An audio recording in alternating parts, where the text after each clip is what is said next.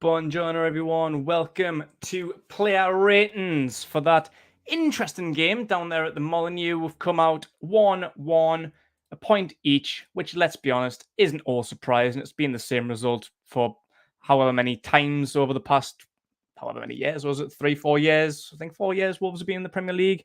It's a common theme, this 1-1. We did predict it between me and Dave from Talking Wolves. If you watch both of our previews for this one, we did say that we thought, optimistically, each of us said that our teams would get a respective 2-1 win, but being real, we did say it would be 1-1, which isn't so surprising. Saint-maximin, late goal, saves the day yet again. You know, what will be without Saint-maximin? A couple of missed players this week as well, but we're going to get into that. We're going to go one by one, and this is live, so make sure that you get your comments in, and we'll see what you've got to say. Give your ratings as I'm going, and as always, we'll start at the back, move our way forward. So, with that being said, we're going to start with goalkeeper Nick Pope, who I'll give a 7-2 today. I don't really feel like he had that much to do, to be honest with you, but everything that he did do, he done all right. Just reading a few stats, he faced 10 shots. And yeah, wasn't really troubled by all that many. The goal that was conceded, of course, I'd like to give a better rating. I feel like even 7 might be a little bit optimistic, maybe slightly generous. As we didn't get a clean sheet, but not really much you could have done about that goal. Ruben Neves, as we all know, an absolute thunder blaster. As soon as he gets that ball anywhere within 35 yards, close him down, because you know he's looking for goal, and he's got the ability. He's got it in the lockout to score from that kind of range. Joe Willock maybe is a little slow to get the block in. Went between his legs, which might have short-sighted him a little bit, so you might have seen it coming late, Nick Pope. But yeah, I've seen like the power. I didn't say exactly what it was, but they were talking about it on Sky Sports at the end of the game. But a tremendous amount of power and accuracy into that bottom corner. Like I say, probably seen it late coming through Willock's legs, so not much you could have done about that. So unfortunate. And we got lucky. Well, I don't know if we got lucky by getting the last one ruled out. Raul Jimenez thought he'd won the game late on. They did go 2-0 up, but VAR probably rightly ruled it out for a push higher up the field on the break on Ryan Fraser. So we got away with one. And yeah, other than that, didn't really have much to do. Looks comfortable in his collection, which is an opposite, I suppose, to the main worries that we've had over the years with Martin Dubravka. Collection, decision-making, comfortable, confident when the ball's coming in. Dubravka, he's worried me pretty much since we signed him with collection. Obviously, shot stopping, can't deny it, can't knock it. Same with Nick Pope. But with Dubravka, I feel like every time the ball comes in, he doesn't know whether to come off his line, stay on his line, come collect, punch. Like, his decision-making's always been a little bit poor. But with Nick Pope, I've got confidence in my goalkeeper again. Like, I feel like he's always going to make the right choice. And yeah, I can give him a 7 for today. And the captain, K Trips, another outstanding performance. It was difficult. I think the back line, I think Trippier yet again is the star performer of the back four, as he has been for the last few games in a row. Yeah, he always looked dangerous. He always wanted to cross it in. I can see that he provided 13 crosses during the game. Didn't really get anything on the end of them. Obviously, big Chris Wood was the main target, wanting to get that ball into him. Didn't really connect with any. None of the crosses were, like cutting edge. Didn't really get where they wanted to be, unfortunately. But the effort was still there in his leadership. And from the goal, the Raul Jimenez goal that was eventually ruled out, I just loved his leadership abilities. Obviously, everyone's surrounding the referee. The referee's not interested in talking to anyone but the captain. Trippier knows that, so he was at the forefront, right up in the referee's face, but turned around, turned his back on the ref, telling all the players, get away, I'll speak to him, I'll sort it out. And he did, and that's what you want from your captain. Absolutely superb. And the performance again, great on that right-hand side. Defending brilliantly, timed tackles, getting forward, crosses in. Great performance again. So I feel like he can have a 7 as well as Nick Pope. Yeah, I don't really want to give much more than a 7. I don't think. Gonna have a look in the comments now, see what you guys are saying. But I don't really feel like it was a great performance. It's a typical game against Wolves. Neither team really had that cutting edge. Both very competitive, a tough fixture for both teams. Yeah, it wasn't pretty. It wasn't great. It was very gritty. It was gritty, not pretty, this one. So, yeah, I don't really feel like anyone's going to get really high ratings. I feel like 7, Trippier and Pope. Yeah, they're probably going to be the best ones. We've got Fabian Schär. A bit of an iffy performance from Fabian Schär. Not his best. Picked up a yellow card. Could have got sent off, to be fair. VAR had a look at that. I think he was a bit of a lucky boy, to be honest with you. It was one of them studs up challenges. Right on the ankle. Could have been an ankle breaker. Yeah, not pretty. And that free kick at the end, I don't know why they've done that. Like, I blinked, I missed it. Like, I just seen the ball going wide and Fabian Schär on the floor. I was like, what's just happened? Yeah, from Kieran Trippier territory, last kick of the game, you would have wanted Trippier over that one, and Schär just blasted it wide. I don't really know what happened there, but yeah, not Shaw's best afternoon, unfortunately. We got the job done. They only that conceded that one goal, a long-range goal that no one really could have done anything about. So we weren't terrible at the back, but there was some hitty, missy moments. So I think Shaw can have a 5 today. Alongside him, Sven Botman, who had a good game today. Not great. We're still trying to break him in. Obviously, he's still just a young lad. He's coming to the Premier League for the first time. I think the injury to Matt Targett's probably what forced him into the team a little bit quicker than what Eddie Howe probably would have liked. I think he would have liked to have just took his time with him a little bit just to ease him in, but we've had to rotate a little bit. So I don't think he's had the easiest starts to life in the Premier League, but good enough. The club's put out some stats from him after the game on Twitter. 66 touches, 54 successful passes, and a 92% completion rate. 4 aerial duels won and 4 clearances, which isn't really surprising. The passing completion, 92%, brilliant. You can see, I think that's his best trait right now. Cool, composed at the back, football, ball playing centre back. That's what the modern day game likes, ball playing centre backs. He's brilliant with his feet, brilliant decision making. A couple of long field balls, like what we've seen Schär been doing over the last few years, spraying them out onto the left-hand side from Fabian Schär, but with Botman at the other, he's been switching them over to the right. And aerial duels, big lad. What was he, 6'4", 6'5"? Maybe he's more 6'6". I don't know how tall he is, but he's a big lad, so he's going to win them duels. He was strong, put himself about a bit. So, decent performance from Botman.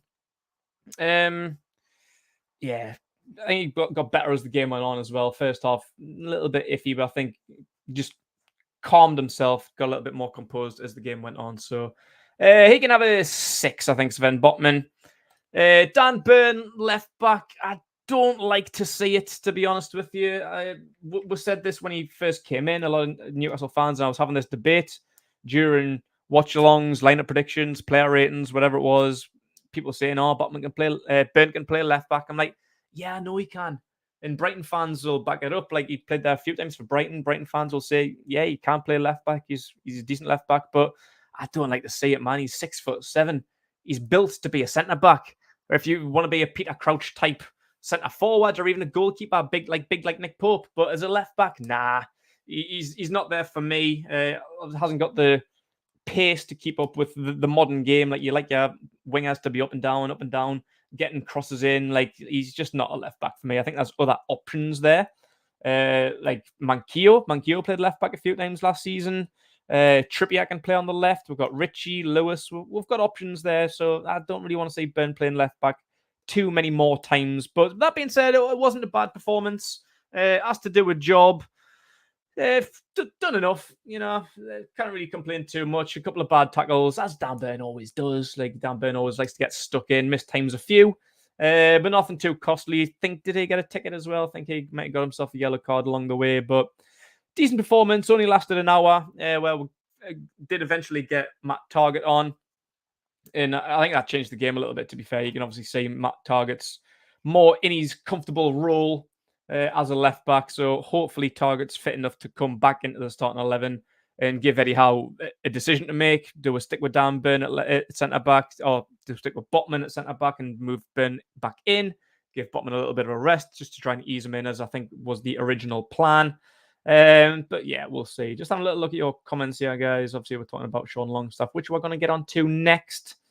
Yeah, 6 for Botman. I'd agree with that. No, I said an 8. No, I'd agree with a 6. Right. Yeah, so as said, we're going to go to Sean Longstaff, who the match reaction is now out. Big Renty's already put that there, so you can go and have a little look at that. He's got a few things to say about Sean Longstaff. None of them positive. To be honest, got to agree. We just missed Bruno. Don't want to bang on about Bruno too much. Like, this is football. These things happen. You miss your best players, like Callum Wilson, for example. We've done well at the second half of last season without Callum Wilson. You move on, but this is why we'll have to develop the squad a little bit more. There is them fringe players, as Renty said in his reaction. Just because he's from South Shields, I think there's that loyalty. I think it's the same with Paul Dummett and all. I don't know why these two are in the team. Is it out of loyalty to the local boys? It's great to see a local boy in. I love it. But, you've got to be good enough. You can't be resting on sentiment if you want to develop the team, if you want to push into the higher ends of the league.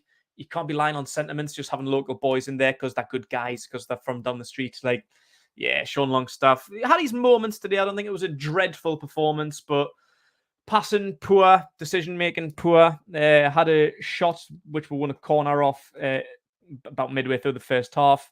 It was a nice little play. I think it was Wood, laid him off. Could have just shot it first time, but instead decided to take a touch, then the shot, which allowed the defender time to close him down. Got a good block on and ended up getting a corner from it. But yeah, just a bit too slow. I think a few rash challenges as well. I think he might have been another one. Lucky not to see a red card at some point. Timing poor. Did get himself about a bit. Did get some interceptions, win the ball back, get some decent tackles in. But for the most part, really not good enough. I'll give him a 4. I don't know if I rated Burn. I can't remember if I went back to Burn. We'll go back to him and I'll give him a 5. I think I skipped the rating on Dan Burn. So we'll give Burn a 5, Longstaff a 4, and move swiftly on to Joe Willock, who thought had a relatively decent game. Obviously, the talking point will probably be not being able to close down Neves quickly enough. Missed a chance earlier on. Not his best game. Like, I've been backing Joe Willock for a while. Where I've seen some criticisms of Joe Willock. I don't really get why. I think he's been getting himself about. As I said, I think in the last player ratings, I think it might be in the Man City game, he's been underrated. I think he's going under the radar. I think maybe he might have set the bar too high for himself in his loan spell, where he scored 7 goals in 7 games. I said when we first signed him that we need to lower that bar because that was an ridiculous run. Like, he was possessed or something. Like, that was never going to recreate. So we needed to lower our expectations of that. But I think he gets himself around a bit. I think he does well, winning possession, closing down. Then not the pretty things. Like, he's not playing 60-yard passes. He's not scoring from 30 yards, but he does the gritty stuff, like getting, like I say, closing down, getting himself in people's faces, trying to win back possession. I think he's good at timing opposition passes and intercepting the ball. But yeah, just not enough from him today. So we'll be giving Joe Willock a 6, I think. And going on to Joe Linton. Decent. He was a little bit frustrated. I think the whole midfield, really. I think we just really, really missed Bruno, his class. Sean Longstaff, it didn't complement Willock and Joe Linton. I think they work really well as a 3. Maybe it's just Bruno being missing, just didn't really gel together, really. I think Joe Linton, similarly to Willock and Longstaff, misplaced some passes, a little bit sloppy at times, decision-making not always the best, and a couple of bad challenges as well. But some really, really good challenges. Got himself about a bit, got some good challenges in, tried to win the ball back. Good going forward, some nice link-up play on the left-hand side, but yeah, not his best performance, although he probably was the shining light in a relatively poor midfield. So we'll give him a 6.5 because he was better than Willock, but not as good as Pope or Trippier. So we'll stick him slap bang in the middle. And moving forward, Miggy Almiron, another one who maybe didn't have his best performance. Again, it's just the same old thing, really. I think you can copy and paste, recycle and repeat with Almiron. Tried to make an impact, showed pace going forward. Try to make things difficult for the left back, but I don't really think he did. Again, relatively poor. It's just his decision making that I really think just isn't good enough. Yeah, I don't really know what much more to say about Almiron. He can have a 6 as well. Just going to see the comments are building up here. Just going to catch up. David says a 6.5 as well. That's where I'm going to go. We've got a 7, 7, 7. Big Joe was the best in the middle. Absolutely agreed. We've got a 6.5 from Paul, but yeah, I'm going to go with a 6. Yeah, I don't really know if he deserves that 0.5. But the main man will get on to the man of the match in Alan Saint-Maximin. And I'm going to give him a 7.5, which does make him the best player on the field. But still, again, I don't really think it was 8 worthy. Had a tough game, but I think he maybe set the bar from his outstanding performance against Man City. Scored the winning goal. Well, not the winning goal. It always feels like a winner when you get a good point late on. The strike, though, phenomenal. Like, yeah, I'll give him an 8. I'll give him an 8. Like, I feel like the strike in itself deserves an 8. I think I'm going to give him that extra 0.5 for the strike, and it's such a crucial point as well. Yeah, I think he was a bit frustrated. Like, I think he had a tough game there. I think Kyle Walker just played into him on last Sunday. Just absolutely had him on toast, and I think he was hoping for another impactful game like that. But I think Nelson Semedo maybe had him under wraps a little bit better than what Walker did, so did make things tough. But if we were going to get anything from him, it was going to be him again all game, looking to make that impact, get the crosses in, cut in, get the shot in. Yeah, best player, absolutely, along up there with Trippier, and obviously got that crucial equaliser as well. So yeah, I'll give him a nice solid 8. But wasn't his best performance. I've already seen a few comments in there saying give him a 10, but nah, no one was 10 worthy at least. Nah, definitely not. Saying got at least a 9. Nah, no one. Yeah, there, absolutely 7 without the goal, 6. That was it. Like, you got the well said. Like, yeah, I'm gonna give him a 8 for the goal. But yeah, maybe without the goal could have been a 6. Like, it wasn't his best performance. Somewhere between a 6 and a 7 because of the goal. Give him an 8. So, yeah, that's where we're going to go with Maxi. But, yeah, saved the day yet again. Best player yet again. Up there with Kieran Trippier. Best players on the field.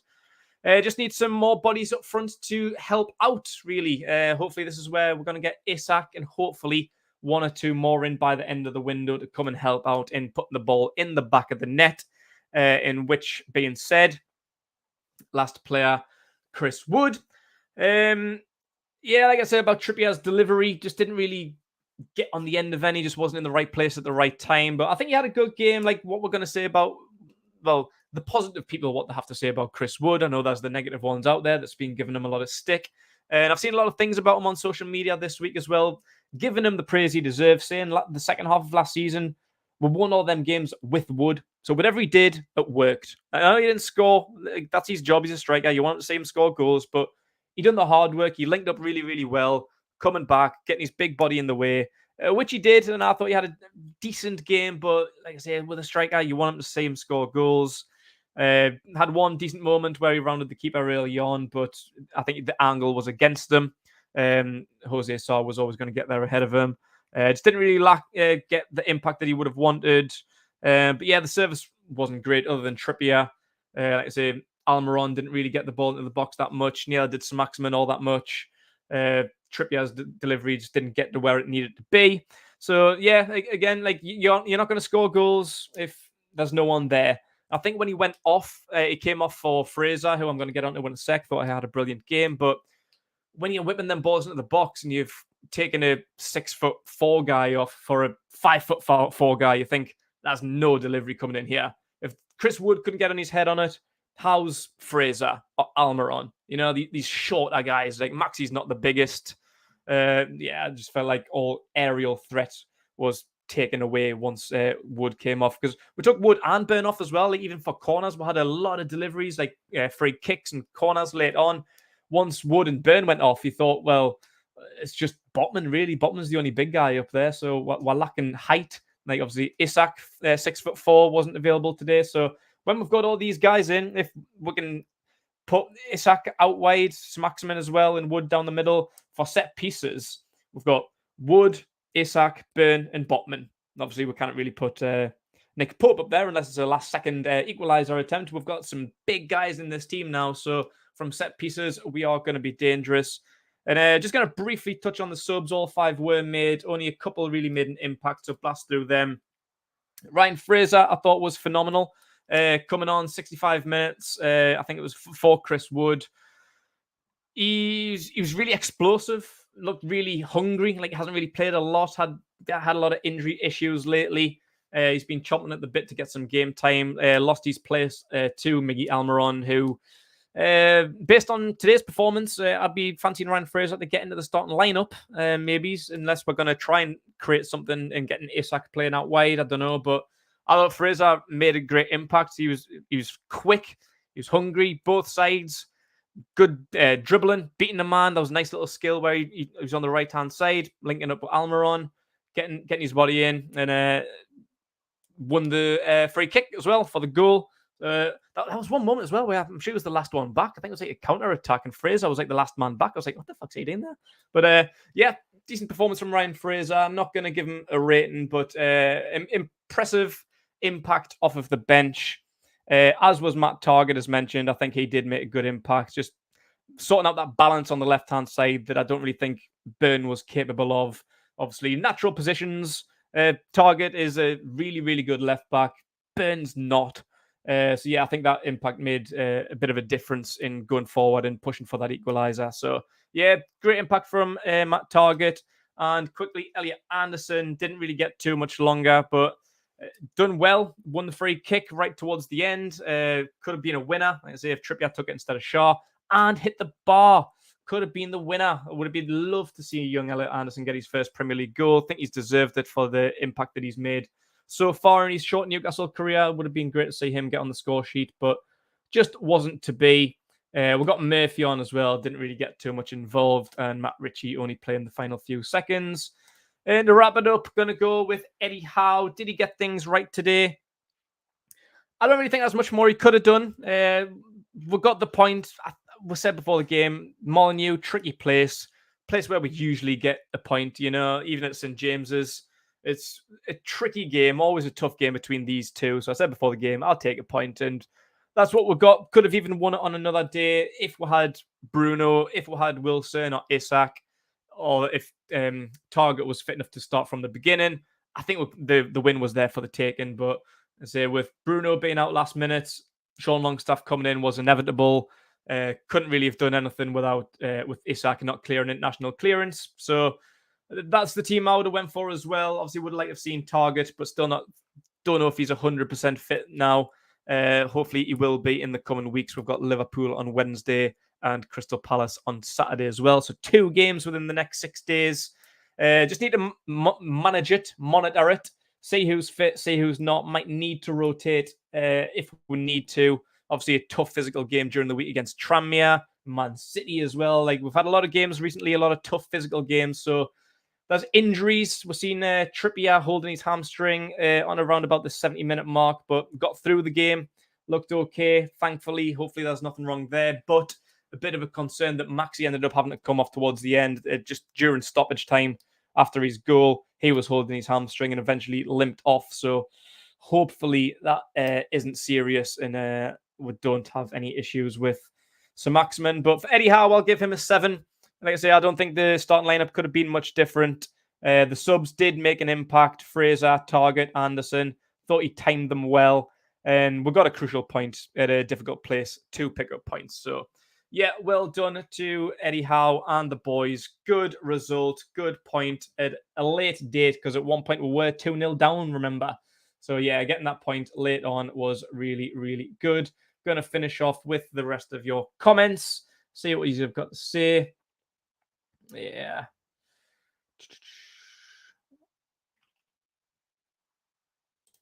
Yes, Jake, I am. It is a little bit concerning, like I say, with the games coming up.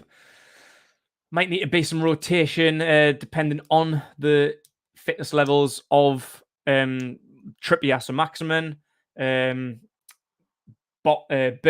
Targett. How fit are these guys? We know Wilson's going to be out for a few weeks. Don't really know the extent of Bruno's injury here, and it could be 3 weeks. But yeah, I don't know. Yeah, for Fraser, for a cameo, 6-7. Decent performance from Fraser. Wood wasn't that bad. Yeah, did I give Wood a rating? I think I'll give him a 6. I think I forgot to give him a rating. Just get too carried away. Yeah, so what did I say? I think Almiron 6. Yeah, Almiron 6, Saint-maximin 8, Wood 6 as well. They were my final prediction and my final ratings. Yeah, we need more top players. This team will struggle. I don't think it will struggle, but it's just rotation. Yeah, we can struggle with the options available. Like we do get injuries. Like it's not uncommon in the past. Wilson's been getting injuries. So Maximin gets injuries. Who's really there to replace him? Obviously, we've got Isak now, but we are a little bit thin. Haven't really recovered well from obviously Shelby's out long term. Bruno, we've had it out. So yeah, it is just the bottom end of the squad where it is a little bit. Yeah, I think we just need a couple more bodies through the door. Obviously, Isak's in now. I'd like to see another 2 more by the time the window closes on Thursday. And he says, Trippier was poor today. Can't fault him, given he's been built on most games. We do need a winger that can cross because Miggy can't. Agreed, but I don't think Trippier was poor. It wasn't his best game by any means. It wasn't his best game, but good enough. Slugged on. Good leader, good captain. So, yeah, I think you're done. Paul says Maxi was poor. Fingers crossed the injuries aren't too bad.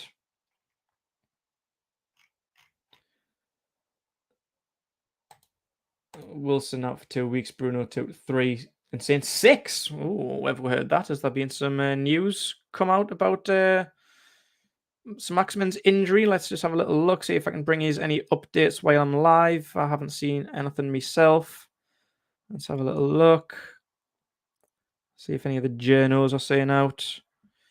Yeah, I'm not seeing anything. I don't know where that's come from.